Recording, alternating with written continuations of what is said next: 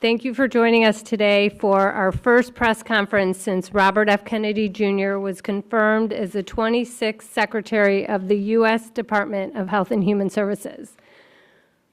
Welcome to the press and the supporters of the MAHA movement who are here today to listen to Secretary Kennedy and Walter Zaharadny's remarks regarding the CDC's latest Autism and Developmental Disabilities Monitoring Network survey that was published yesterday in the CDC's Morbidity and Mortality Weekly Report.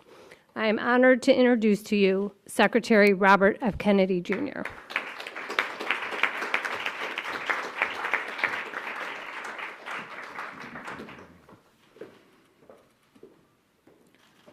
I'm going to go over some of the key numbers from the ADDM report. Overall, the autism is increasing in prevalence at an alarming rate. The study tests 8-year-olds who were born in 2014. And by the way, these studies are 2 years later than they should be.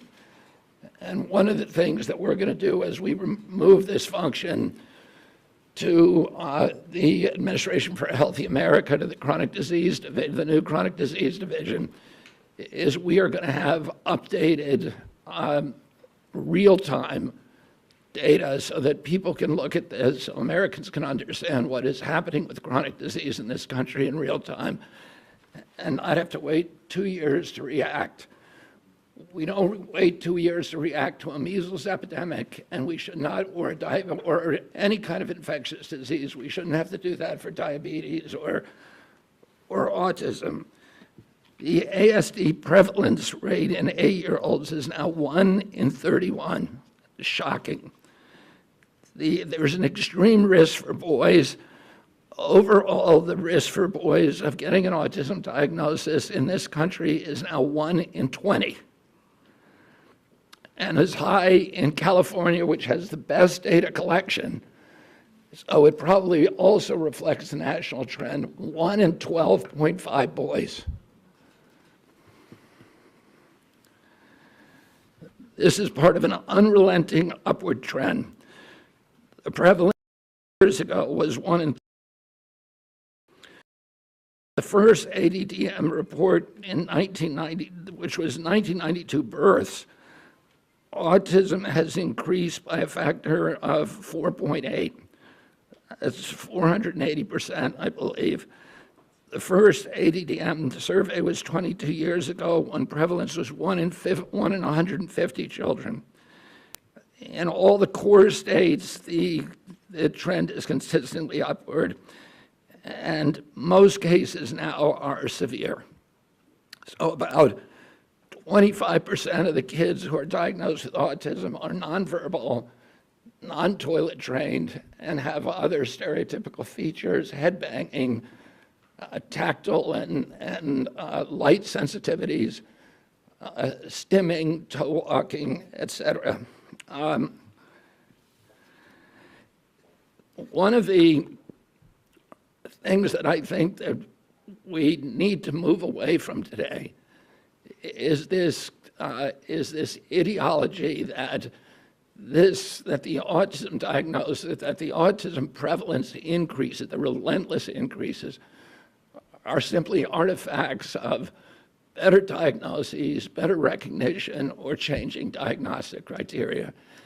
If you look at Table 3 of the ADDM report, it's clear that the rates are real, that they are increasing in the last 10 years, which is beginning with the first one, year by year, there is a steady, relentless increase. I want to, because this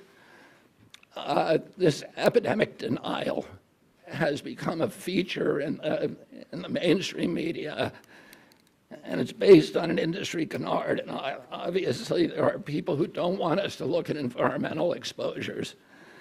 And so I want to just read you some of the little excerpts from some of the older studies. The baseline for autism in this country was established with the biggest, largest epidemiological study in history, a study of all 900,000 children in the state of Wisconsin, children under the age of 12. They found 0.7 children had autism in every 10,000. That's less than 1 in 10,000. Today we're at 1 in 31.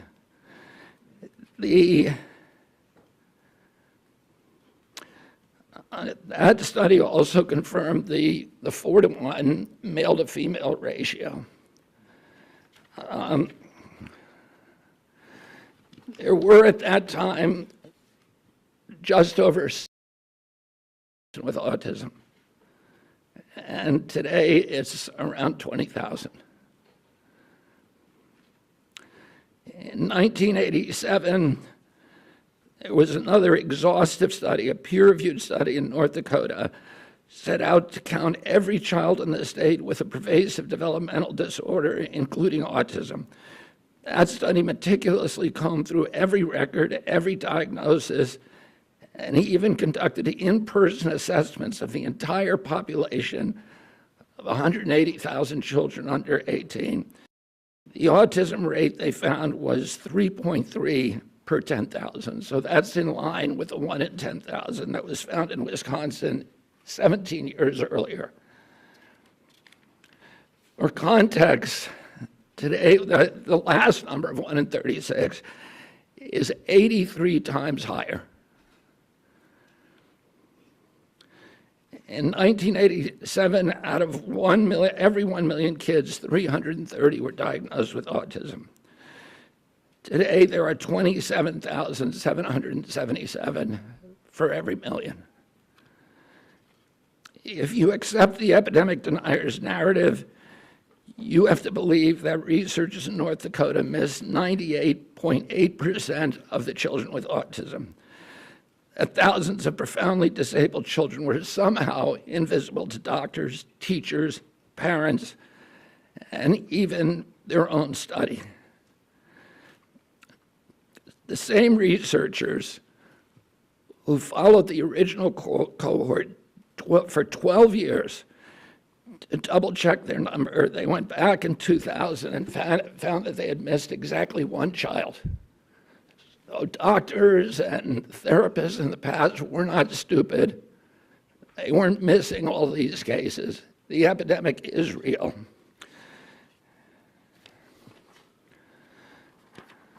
Between 1959 and 1965, researchers from 14 hospitals associated with major universities undertook the National Collaborative Perinatal Project, tracking 30,000 children from birth to age 8. This was no half-baked survey-based analysis. The study conducted 9 separate screenings covering neurology, psychology, speech, language, hearing, and visual function. Every developmental quirk, anomaly, and disorder was logged with painstaking detail. Autism, a condition characterized by profound impairments in social communication and behavior, would have stood out like a neon sign. There were 14 cases, that's 4.7 per 10,000. So we know what the historic numbers are, and we know what the numbers are today, and it's time for everybody to stop attributing this to this ideology of epidemic denial. In 2009, the California State Legislature charged the Mind Institute at UC Davis because this myth was already becoming pervasive, the myth of epidemic denial was already becoming pervasive in the mainstream media. The California legislature directed the Mind Institute at UC Davis to answer the question. And Irva Hertz-Pichota was a highly esteemed, revered scientist, neurology, and epidemiologist, came back with a definitive answer: the epidemic is real. Only a very, very small portion of it can be changed to can be charged to better recognition or better diagnostic criteria. I want to say a couple of other things. There are many, many other studies that affirm this. And instead of listening to this canard of epidemic denial, all you have to do is start reading a little science, because the answer is very clear. And this is catastrophic for our country. There's a recent study by Blaxell et al. And a team of other researchers that said that the cost of treating autism in this country by 2035, so within 10 years, will be $1 trillion a year. This is added to already astronomical healthcare costs. And then there's an individual injury. These are kids this is a preventable disease. We know it's an environmental exposure. It has to be. Genes do not cause epidemics. They can provide a vulnerability. You need an environmental toxin. And Irva Hertz-Pichota pointed out that because of this mythology, that the amount of money and resources put into studying genetic causes, which is a dead end, has been historically 10 to 20 times the amount spent by NIH and other agencies to study environmental factors, to study exposures, to study external factors, and that's where we're going to find the answer. This is an individual tragedy as well. Autism destroys families. More importantly, it destroys our greatest resource, which are our children. These are children who should not be suffering like this. These are kids who, many of them were fully functional and regressed because of some environmental exposure into autism when they're 2 years old. And these are kids who will never pay taxes, they'll never hold a job, they'll never play baseball, they'll never write a poem, they'll never go out on a date. Many of them will never use a toilet unassisted. And we have to recognize we are doing this to our children, and we need to put an end to it. And I think I'm going to have Walter Zaharodny, who is the most senior researcher for this project for ADDM and who's been doing this for many years, to come up and say a little.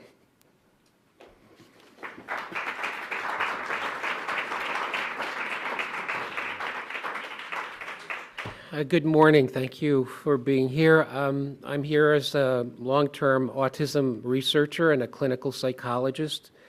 I wear two hats, one with patients and families, trying to help them get to a diagnosis and to interventions and treatments, but also for the last 20-plus years as the director of the New Jersey Autism Study, which is a CDC-sponsored autism surveillance system.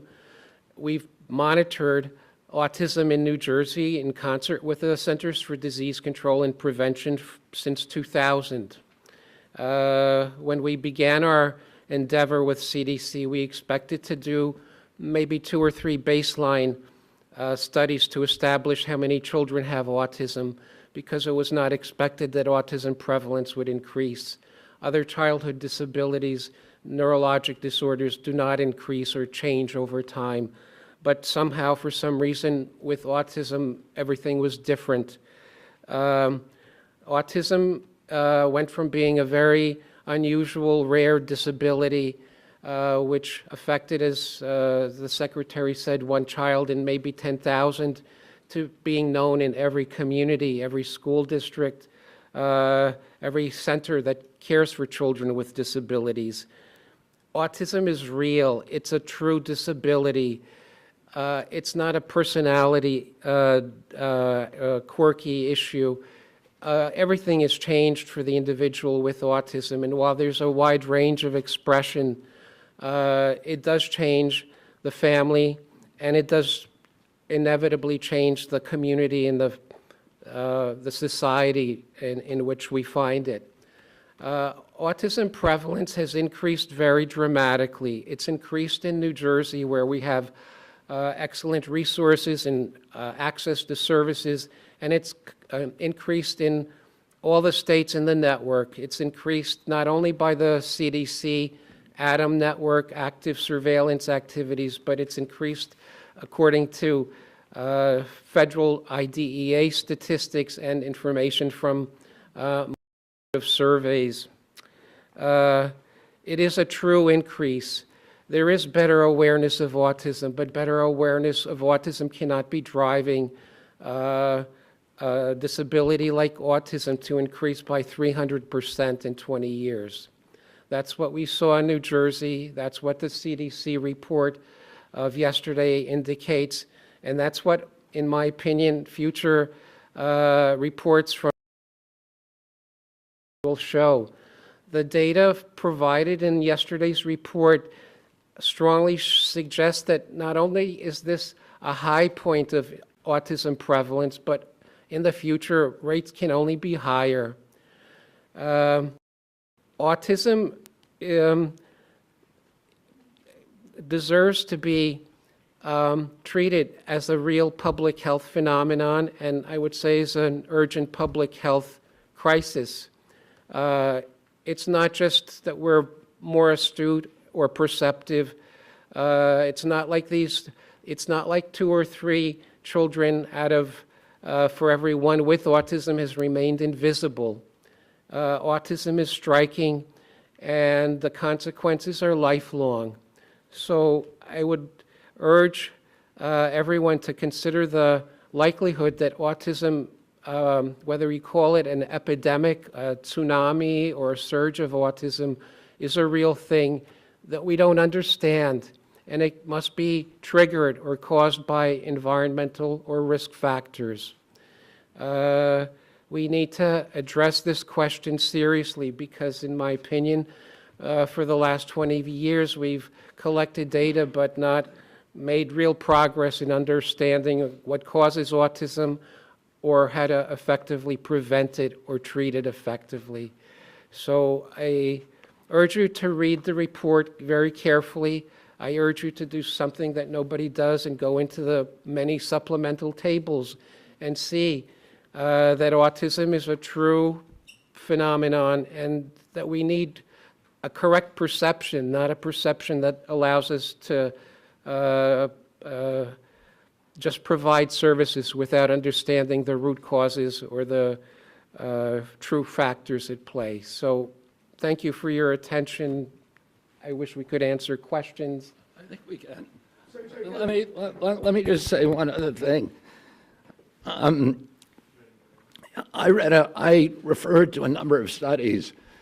There are many others in the scientific literature that absolutely explode this mythology that this is, that the autism epidemic is not real. If you read the literature, it is absolutely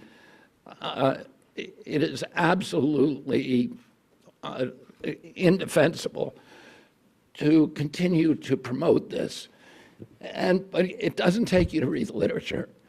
It just takes a little common sense. If the epidemic is an artifact, a better diagnostic criteria or better recognition, then why are we not seeing it in older people? Why is this only happening in young people? Walter, before we came out here, I said, have you ever seen anybody our age? I'm 71 years old with full-blown autism, head banging, nonverbal, non-toilet trained, stimming, toe walking, these other stereotypical features. Where are these people walking around the mall? You can't find them. They're not in homes. There are no homes for them. There are no institutions for them. Why are we seeing them on the street? Anybody can look around and see that this is a canard. And then you have to ask yourself, why is it so pervasive? Why has it been thrown up against us for so many years? And clearly there are industries. This is coming from an environmental toxin. And somebody made a profit by putting that environmental toxin into our air, our water, our medicines, our food. And it's to their benefit to say, to normalize it, to say, this is all normal, it's always been here. But that's not good for our country. And it's not good for the press to not be more inquisitive, to not be more skeptical. And within 3 weeks, and probably we're hoping in 2 weeks, we're going to announce a series of new studies to identify precisely what the environmental toxins are that are causing it. This has not been done before. And we're going to do it in a thorough and comprehensive way, and we're going to get back to with an answer to the American people very quickly. Secretary Kennedy. Great, thank you. Yeah, go ahead. Secretary Kennedy, I was not diagnosed with autism in 1984 when I initially did it. It took me 5 years to get diagnosed later. You also talked about the fact that the numbers increased with Black and Latino people, but your own study says these findings may indicate that improvements in ASD awareness, identification, and access to services in communities among Black and Latino, Hispanic, and API children have improved. Do you think that, are you denying that in the past Black, Latino, and AAPI people had not been diagnosed? They've been diagnosed with behavioral disorders, they've been disciplined, they've been incarcerated, and now they're finally getting the services that they need. Oh yeah, and there are small slivers of the autism epidemic, maybe 10% to 25% according to the studies. Highest studies are around 25%. That can be attributed to better recognition and better diagnosis. That means 85% are still, or 75% to 80% are part of an epidemic, and that's too many. And that is what we need to redress. Walter, do you have something you'd like to add? There's better recognition of autism and better awareness because there are more children with autism, and the professionals have greater reason to learn from what their experience and to diagnose. I wish the contrary was true, but it's not like better awareness pushes something that's not there. Rather, something that's there is being recognized. Can you please say your first and last name and outlet before asking a question? By the way, my name is Eric Garcia, the Independent. Thank you.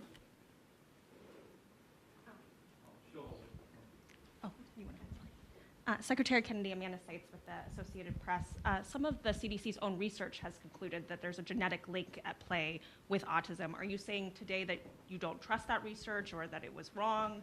Could you expand a little bit more on that? No, there is, we have really good genetic markers now, and they provide a vulnerability. But those genetic markers alone are not going to dictate your destiny. You need an environmental toxin. I mean, there are many genetic markers that dictate the methylation capacity of the human body. Those contribute to, those dictate, listen, with many people smoke cigarettes, and only 1 in 5 died from lung cancer. There were 4 of them that didn't. And those were the ones that had some circumstances, probably genetic, that made them more susceptible to it. And the same is true. We know that that glutathione production, and glutathione is an enzyme that helps the human body excrete metals and toxins. People with low glutathione production are more vulnerable. People with the MTHFR gene, which dictates methylation, are more vulnerable. People with high testosterone are more vulnerable. So there are a lot of genetic vulnerabilities. You need an environmental toxin. Alex at Fox. Alex. Hi, Alex Hoff, Fox News. In seeking out an environmental toxin, do you feel that if one or several are detected on the radar, do you think it would be the same one causing issues at both ends of the spectrum? Children who struggle with, let's say, sensory issues, all the way to those who are fully care dependent, unable to speak. Would it be the same catalyst in all of those varying conditions, you think? Well, those are the kind of studies we're going to do. And you're right, there's a spectrum of injuries, and we don't know. There are studies that, that look at maternal activation, so that, something happens in the womb. There are studies that look at other genetic causes. The issue that we know is genes don't cause epidemics. You need an environmental toxin. And we're going to look at all the potential culprits. We're going to look at mold. We're going to look at food additives. We're going to look at pesticides. We're going to look at air and water and medicines. So, we're going to look at ultrasound, because there's a timeline that, something happened. In fact, Congress said to EPA, ordered EPA to tell us what year the autism epidemic began. The EPA scientists came back and said it happened in 1989. Oh, you have to find a toxin that became ubiquitous around that time period. And that affected every demographic, from Cubans in Key Biscayne to Inuit in Alaska. And that affects boys at a 4-to-1 ratio as girls. There's a limited universe of those, but actually it's quite large. And, Eberhard-Spichota was the one who suggested that, one of the things we have to look at is ultrasound. I don't think that that's probably a factor, but it's one of the exposures that became ubiquitous during that period. And we're going to look at all of them agnostically. We're going to find the potential exposures that increased during that time period. And we're going to we're going to see if there is a link to this injury. Thank you. Nathan at Epoch Times. I'm sorry, can I please go? I've been No, waiting. Nathan. Give him his chance to speak. Nathan. Yes, Nathan Worcester with Epoch Times. During that same time period of increasing autism prevalence or diagnoses, there's also been a significant increase in maternal and paternal age.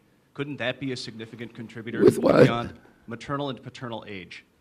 Yeah, we're going to look at all of that. We're going to look at obesity in the parents. We're going to look at the age of the parents. Diabetes in the parents. We're going to look at all of these potential exposures. And because of AI and because of the digitalization of health records and the mass of health records that are now available to us, we can do this much more quickly than has ever been done in the past. Cheyenne. This is our last question. Thank you. Do you still pledge to have answers by September, or is that going to be the beginning of this process? And are you open to following the science regardless of whether it confirms some of your expectations or not? Yeah, I mean, we're gonna follow the science no matter what it says, and we will have some of the answers by September. You know, it's going to be an evolving process. We're going to issue grants the way that it's always done to university researchers and others. We're going to remove the taboo. People will know they can research and they can follow the science no matter what it says, without any kind of fear that they're going to be censored, that they're going to be gaslighted, that they're going to be silenced, they're going to be defunded, delicensed, and we're going to give them permission to do this research. And then we're going to open it up to the research community, and we're going to task them with certain outcomes, and we're going to have them come and bid on how to do the research. This is all being run by Jay Bhattacharya and you know, I think Martin Koldorf may be also working on this, on designing the grant proposals. So it's going to be done by credible scientists, by the most credible scientists from all over the world, and we're going to do it very, very quickly.